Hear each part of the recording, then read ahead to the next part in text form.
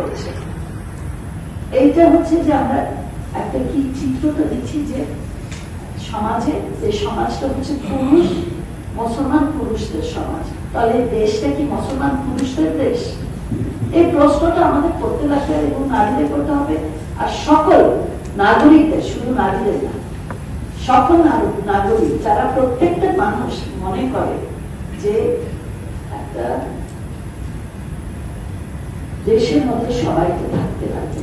আমরা একটা বিভিন্ন চিন্তা, ভাবনা, অবস্থান, পরিচয় মানুষ না থাকলে দেশ হবে না।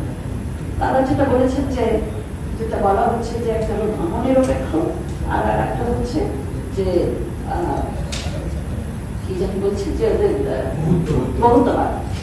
তো বহুত্ববাদ আর ধর্মনিরপেক্ষ একটা, কিন্তু আমি এখানে বহুত্ববাদের কথা বললেও বহুত্ববাদের কোন ক্যারেক্টারিস্টিক্স আমি এখানে দেখাতেও চেষ্টা করছি না, খালি বলছি যে বহুত্ববাদ থাকবে। এইটাই হলো ডিফারেন্স, যে ধর্ম নিরপেক্ষ হলে এই ধরনের শুধু পুরুষ, মুসলমান পুরুষদের একটা ঐক্যমত্য কমিশন গঠন করা হতো না। যে কমিশন, নারী কমিশনের একটা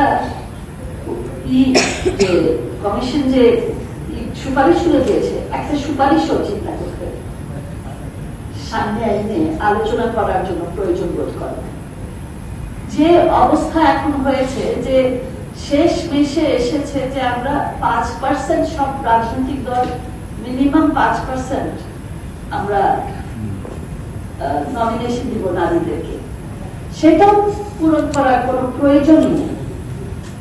শুধু আমি শুনলাম যে যে বাসদের একটি অংশ কি বাসদ মার্ক্সবাদ বলে তারা, তো বাসদ মার্ক্সবাদ শুধু 30% দিয়েছে। ওনারা দিতে পারেন, ওনারা জানেন যে ওনারা ভোট পাবেন না, ওনারা 50% দিলেও আমরা আরো খুশি হতাম, কিন্তু ওনারা তো 50 দিক 100 দিক ওনারা সিট পাবেন কিনা ওনারা জানেন যে ওনারা তেমন পাবেন না।